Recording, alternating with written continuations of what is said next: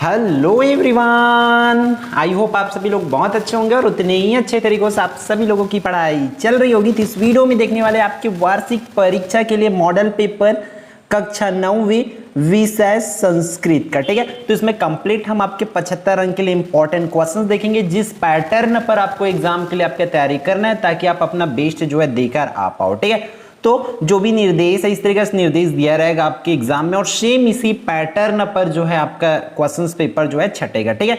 तो देख लेते हैं फर्स्ट क्वेश्चन, अधोलिखित प्रश्नानुत्तरम उचित पदम चित्वा लिखत। इस जो प्रश्न दिया है उसको उचित चुन करके, उचित विकल्प को चुन करके आपको लिखना है। तो फर्स्ट उस पे देखो दंतयः वर्ण, इसमें कौन सा वर्ण है उसको आपको लिखना है, करेक्ट आंसर आपको लिख लेना है। फिर नेक्स्ट क्वेश्चन की बात करें तो देखो यहां पर क्या दिया हुआ है, आसित जीर्णधनः नामा, ठीक है। तो जीर्णधन के नाम क्या है उसको लिखना है, वणिक पुत्र, कृषक पुत्र, राजपुत्र, द्विज पुत्र, उसको आपको करेक्ट आंसर लिख लेना है। फिर नेक्स्ट क्वेश्चन की बात करें क्वेश्चन नंबर 3 की, तो इस पर लिखा है त्वक्तु प्रत्यय प्रयुक्त शब्दों अस्ति, उसमें कौन सा प्रत्यय है उसको आपको लिखना है, मोदमान, दृष्टा, गत्वान, कोडिंग, ठीक है। फिर नेक्स्ट क्वेश्चन की बात करें क्वेश्चन नंबर 4, इस पर क्या दिया हुआ है कि कलहो नास्ति, कलहो क्या है उसको आपको लिखना है, कलहो क्या क्यों नाश करते उसको लिखना है आपको, उद्योगे मौने जागृते सुखे, ठीक है, किसको नाश करते उसको आपको लिखना है। फिर अवयव मस्ती, इसमें कौन सा अवयव है, क्या दिवसः नदीसु अद्य प्रसरति, ठीक है। तो ये आपको टिक करना है। फिर इस पर ब पर आपके इस तरीके से आपके एग्जाम में यही सब कुछ इस तरीके से पूछा जा सकता है, आपको पूछा जाएगा कि आपको उचित जो मेल है वो करना है, ठीक है। फिर इसको कर लेना, अच्छे से देख लेंगे और प्रैक्टिस इस टाइप के जितने भी आपको कराया गया है टीचर्स वो जरूर कर लेना। फिर आगे बढ़ते इस पर रिक्त स्थान की पूर्ति वाला, ठीक है। तो रिक्त स्थान के लिए ये आप देख सकते हैं इसको कंप्लीटली भाई, ठीक। फिर प्रश्न क्रमांक 2 पे देख लेते हैं, प्रश्न क्रमांक 2 पे क्या है आपको देखो, इस पर क्या बोला है कि अधोलिखित वाक्यों रेखांकित पदों प्रयुक्त विभक्तियों लिखत, इसमें जो रेखांकित पद है उसमें कौन सा विभक्ति है उसको आपको लिखना है, कौन सा विभक्ति का प्रयोग हुआ है उसको आपको लिखना है, जिससे आपको 2 नंबर मिल जाएगा। इस तरीके से जो जो ग्रामर आया है कि उसी ग्रामर को आपको एग्जाम में भी पूछा जाएगा आपको। जैसे कि थर्ड, अधोलिखित प्रश्न है संस्कृत भाषा या उत्तर, जो प्रश्न दिया है उसका संस्कृत भाषा में उत्तर देना। इस पर 2 ही प्रश्न लिखा हुआ है तो दोनों प्रश्न का आपके उत्तर संस्कृत भाषा में ही देना है, ठीक है। वसंते केलसंति उसको बताना, फिर बाला कदा क्रीडितुम निर्जगाम, ठीक है।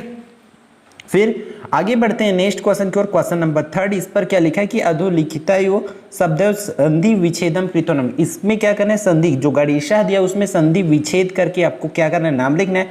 उसी तरह नयनम का संधि विच्छेद करना है और कौन सी संधि है उसको आपको लिखना है। तो संधि भी आप पढ़ लेंगे अच्छे से। फिर प्रश्न क्रमांक 5 हुआ, अधोलिखिता नाम समस्त पदा नाम विग्रहम कृत्वा नामाने लिखत, इसमें समस्त ना होकर कि ये समास हो सकता है, ठीक है। समास ही बोला गया इसमें कि समास विग्रह करके आपको नाम लिखना है। पितरौ, राजपुरुषा, कौन सी समास है उसको आपको लिख लेना है अच्छे से और इस टाइप से अच्छे से प्रैक्टिस करके जाएंगे। फिर आपको जो संख्या है 1 से लेकर के 100 तक का वो आप अच्छे से कर ही लेना 9th में, ठीक है। आप 10th में जाओगे तो फिर 100 से 150 तक की वो हो जाती है संख्या, इसलिए इन संख्या को आप 100 तक की जो गिनती है वो अच्छे से प्रिपेयर करके ही जाना आपके एग्जाम के लिए, ठीक है।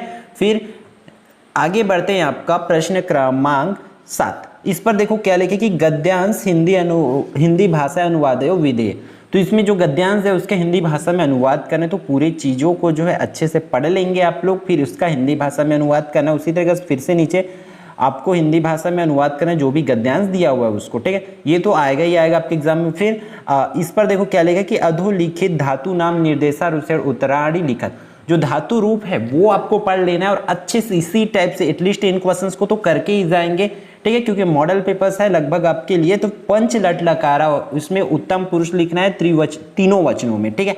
फिर भव का लट लकार मध्यम पुरुष लिखना है तीनों वचनों में। उसी तरह लव जो है उसका लकार में लिखना है प्रथम पुरुष, ठीक है, तीनों वचनों में। तो इस तरीके से क्वेश्चंस आपको 10th में भी, इसमें से संस्कृत ऐसा जिसमें मैक्सिमम क्वेश्चंस आपको संस्कृत, सिर्फ जो पार्ट का क्वेश्चन बस है वो बस आपको 10th में बता देगा, बाकी 9th और 10th का संस्कृत लगभग सेम रहता है क्योंकि उसमें भी इसी टाइप का सब क्वेश्चंस को दिया रहता है, ठीक है।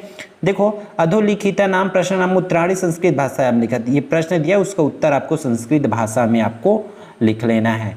फिर यहाँ पर श्लोक दिया है तो श्लोक के आपको अनुवाद आना चाहिए और श्लोक अच्छे से पढ़ के भी रखो ताकि आप एग्जाम में लिखने के लिए बोला जाए तो लिख सको। जैसे कि यहाँ पर देखो क्या बोला गया है, स्वपाठ्य पुस्तकात् के अपि चतस्रः सूक्तिः लिखत केस्मिन् प्रश्न पत्रे न पृष्ठः। मतलब जो ऐसे आपको सूक्ति को लिखना है 4 जो इस प्रश्न पत्र पे ना आया हो, सूक्ति लिखना है। सिंपल से होती है, लोभा पापस्य कारणम, विद्या ददाति विनयम, बाल देवो भव, ये सब आपकी क्या होती है, सूक्ति होती है। तो इस टाइप से आपको लिखना है, ठीक है। और अगर उसको नहीं करना है तो आपको कोई सा भी 2 सूक्ति लिखना है और उसका अर्थ भी लिखना है जो इस प्रश्न पत्र पर ना आया हो। अगर अर्थ नहीं लिखना है तो 4 और अर्थ लिखना है तो 2 ही लिखोगे आप अर्थ सहित में। क्लियर है, ये आपको पूछा जाएगा। फिर श्लोक भी पूछा जाता है 10th क्लास में भी 9th क्लास में भी, तो अच्छे से कर लेंगे। फिर 14 की बात करें तो अधोलिखित केषांचित् चतुर्णाम वाक्यानाम संस्कृत भाषा अनुवाद कृत। इसका क्या करना है, इसमें से कोई 4 का आपको संस्कृत भाषा में अनुवाद करना है, ठीक है। गांव के चारों ओर जंगल है, इसको लिखना है। विद्या के समान धन नहीं है, बालक सर्प से डरता है, हमारे देश का नाम भारतवर्ष है, बालक पुस्तक पढ़ता है। इसमें से 4 कोई 4 का आपको संस्कृत भाषा में अनुवाद करना है। इस टाइप से भी आपको पूछा जाता है, ठीक है। फिर देखो श्लोक तो 10th में भी आएगा, कंफर्म है कि आपका श्लोक है जो इस प्रश्न पत्र में ना आया हो। वैसे आप तो 4 श्लोक लिख सकते हैं, सॉरी 2-2 श्लोक लिख सकते हैं, या कोई 1 श्लोक लिख करके आपको उसको क्या करना है, अनुवाद करना है। ये आपके पास अच्छा ऑप्शन देते हैं, बट 10th में डायरेक्टली आपको श्लोक लिखो ये बोला जाता है, ठीक है।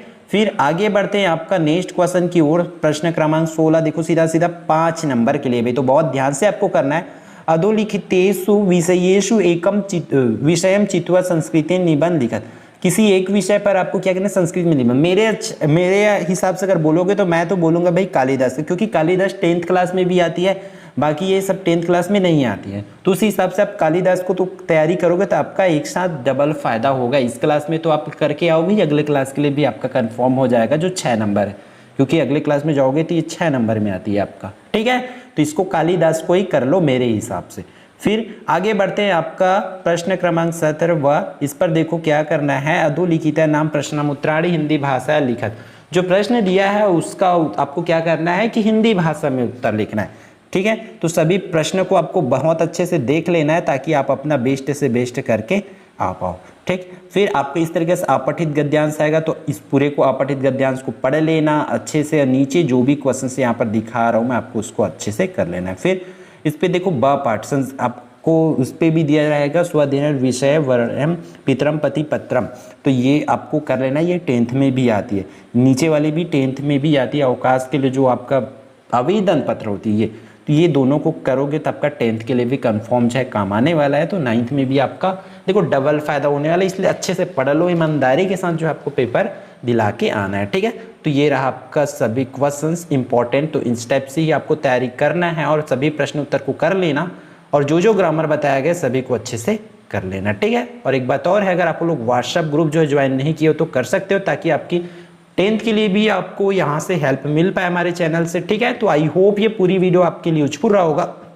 तो वीडियो को लाइक जरूर करेंगे, और यदि आप लोग चैनल पर नए होंगे तो चैनल को सब्सक्राइब जरूर कर लेंगे, ताकि आपकी जो तैयारी है, आगे क्लास की पढ़ाई भी है, हम पूरी चीज़ों को समझाने की पूरी कोशिश करेंगे। वैसे भी पूरे maths, English, grammar, science complete है चैनल पर, तो जाकर के आप 10th का भी इस 9th के एग्जाम के बाद देख सकेंगे, ठीक है। फिर मिलते हैं नेक्स्ट वीडियो पर।